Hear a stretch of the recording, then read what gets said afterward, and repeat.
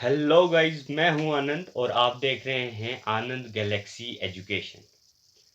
आज का हमारा टॉपिक है रियल नंबर्स की पहली एक्सरसाइज 1.1 का पहला क्वेश्चन, जो इक्लिस डिवीजन एल्गोरिदम पे बेस्ड है। तो चलिए इस क्लास को आनंद से शुरू करते हैं। मेरा नाम भी आनंद है और मैं इस क्लास को आनंद से ही शुरू करना चाहता हूँ। ठीक है, आई होप आपको भी आनंद आएगा। ठीक है, use Euclid's division algorithm to find HCF of. क्या करना है कि हमको इक्लिस डिवीजन एल्गोरिदम फाइंड को यूज करके फाइंड करना है एचसीएफ किसी भी जो पार्ट दिए हैं। जैसे पहला पार्ट है 135 एंड 225। ठीक है, ये पहला पार्ट है। इसका हमको एचसीएफ निकालना है, लेकिन शर्त क्या है? शर्त यह है कि इक्लिस डिवीजन एल्गोरिदम को यूज करके। देखो, ये एक पार्ट मैं आपको डिटेल में कराऊंगा, एक एक स्टेप वाइज कराऊंगा, और जो बाकी दो पार्ट हैं वो मैं शॉर्ट में कराऊंगा और आपको वो जो है स्टेप वाइज खुद ही लिखना पड़ेगा। ठीक है, आप बहुत स्मार्ट बच्चे हो, मुझे लगता है कि आप लिख दोगे। पहला स्टेप ध्यान से देखना। ठीक है, सबसे पहला स्टेप क्या होता है? जब भी आप सॉल्व करो तो लिखो स्टेप 1। ठीक है, पहले क्या लिखो? स्टेप 1। स्टेप 1 में सबसे पहले देखो आप कि बड़ा कौन सा है। जो नंबर्स दिए हैं उन नंबर्स में से बड़ा कौन सा है। जैसे 135 और 225 दिख रहा है, तो हमको दिख रहा है कि 225 जो है बड़ा है, तो हम लिखेंगे सिंस 225 इज ग्रेटर देन 135, कि 225 जो है ग्रेटर है, बड़ा है 135 से। ठीक है, अब दूसरा क्या लिखेंगे हम? तो क्या तो क्या हुआ हियर? ए जो है हमारे पास क्या आ गया? 225। जो बड़ा है उसको ए मान लो और जो छोटा है उसको बी मान लो 135। तो हम क्या कर रहे हैं? By using Euclid's division algorithm, by using Euclid's division lemma, lemma या एल्गोरिथम बोल लो आप। लेमा, इक्लिप्स डिवीजन लेमा क्या है? A is equal to B Q plus R. ये मैंने पहली वीडियो में डिटेल में कवर किया है कि इक्लिप्स डिवीजन लेमा क्या है। मेरे चैनल पे अभी उतने वीडियोस नहीं है, तो आप मेरे चैनल पे जाके देख सकते हो मेरी पहली वीडियो इक्लिप्स डिवीजन लेमा, और आपको आसानी से मिल भी जाएगी। अगर आपने वो वीडियो देख ली तो आपको ये क्वेश्चन बड़ी आसानी से समझ आ जाएगा। ठीक है, उसमें मैंने बोला था कि जो इक्लिप्स डिवीजन लेमा है वो क्या है? Is equal to B Q plus R. और हमने इधर ए क्या माना है? 225, तो लिखो 225। बी क्या माना है? 135, तो लिखो 135 बी की जगह। इनटू क्वोशंट हमको पता नहीं है और रिमाइंडर हमको पता नहीं है, तो हम क्या उनके लिए क्या छोड़ेंगे? खाली जगह छोड़ेंगे। ठीक है, अब हमको रिमाइंडर और क्वोशंट कैसे पता चलेगा? हमको क्या करना पड़ेगा? 225 को डिवाइड करना पड़ेगा 135 के साथ। क्या? 225 को हम डिवाइड करेंगे 135 के साथ। देखो, इकम 135, कम 135, 135 दुड़े 270, मतलब जो 132 जा 270, तो ज्यादा हो जाएगा, तो हमको 1 से करना पड़ेगा। 1 से 135, तो 90 बच गया। ठीक है, 5 में से 5 गया तो 0, फिर 12 में से 3 गया तो 9। ठीक है, यहां तक समझ में आ गया? तो हमारे पास क्वेश्चन क्या आ गया? 1, और रिमाइंडर क्या आ गया हमारे पास? 90। ठीक है, ये हो गया हमारा पहला स्टेप। पहला स्टेप। अब जो दूसरा स्टेप है उसमें ध्यान रखना, क्योंकि वही मेन कंफ्यूजन वहीं पे होता है बच्चों को, और वहीं पे गलत भी होता है। ठीक है, देखो, पहला स्टेप ये आ गया। अब हम दूसरा स्टेप लिखेंगे। अब हम दूसरा स्टेप लिखेंगे। क्या लिखेंगे? Step second.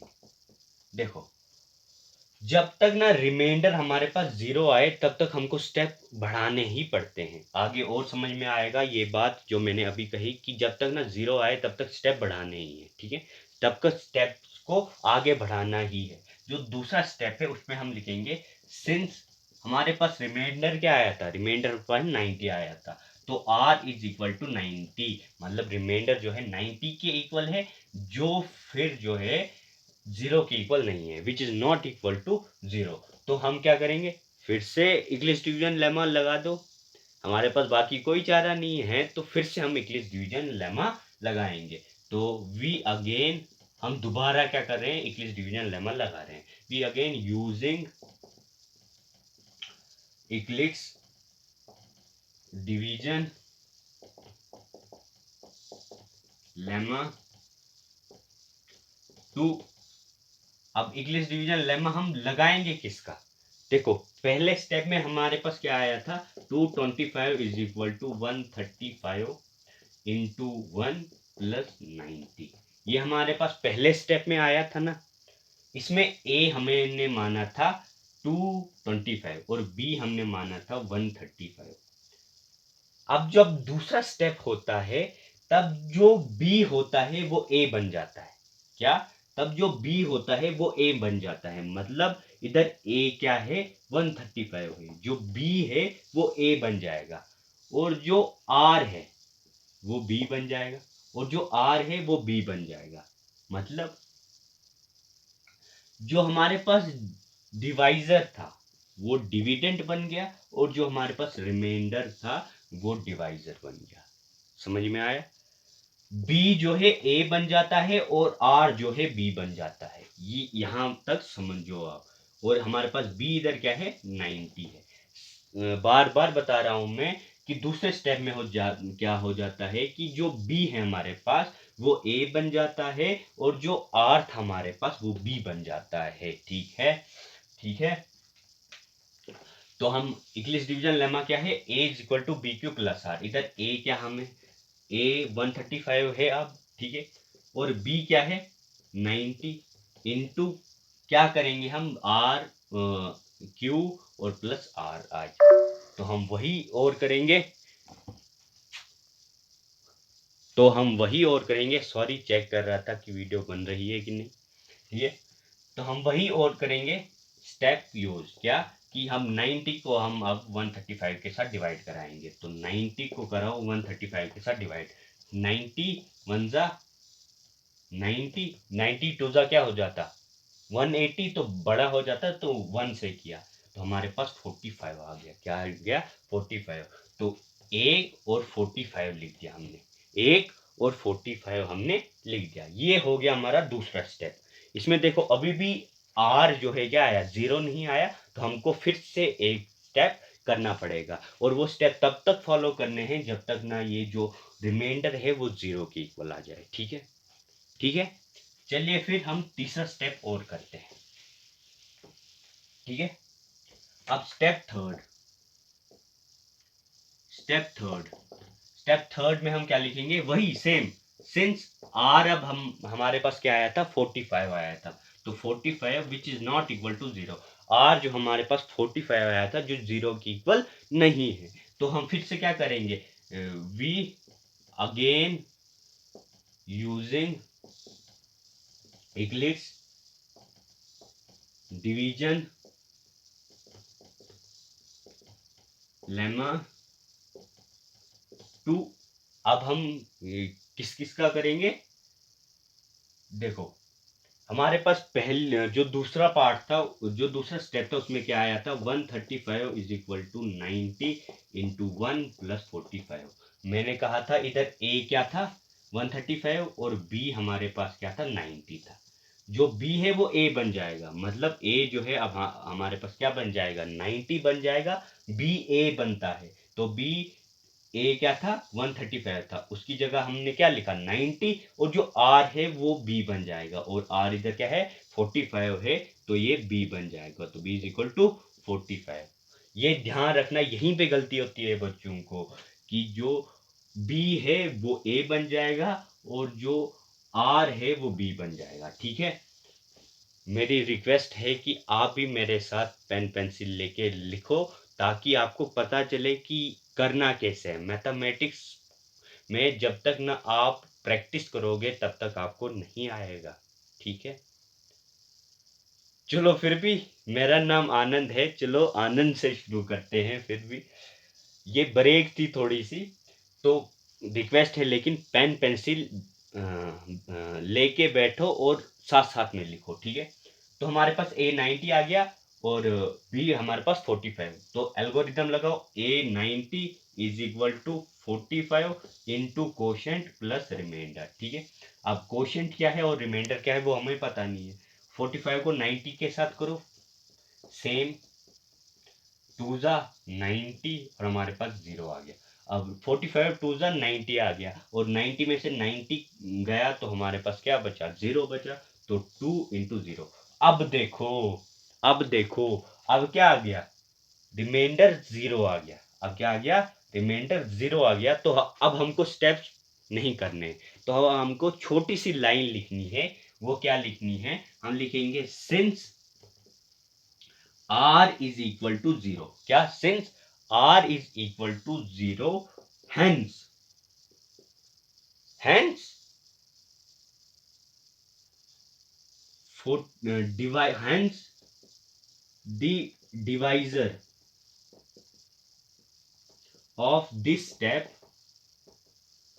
hence the divisor of this step is HCF of, किस किस का HCF है, 135 एंड 225 का, इज जो क्या है, which is equal to 45 answer. क्या, जब आपके पास क्या आ जाए, रिमाइंडर 0 के इक्वल आ जाए, जब आपके पास रिमाइंडर 0 के इक्वल आ जाए, तब उस स्टेप का जो डिवाइजर होगा, उस स्टेप का जो डिवाइजर होगा, मतलब उस स्टेप का जो बी होगा, वही आपका क्या होगा, एचसीएफ होगा। क्या होगा, वही आपका एचसीएफ होगा। आई होप आपको समझ में आया होगा। एक बार और रिकॉल करते हैं, ठीक है। देखिए, अब दूसरा पार्ट है 196 एंड 38,220, 196 एंड 38,220, ठीक है।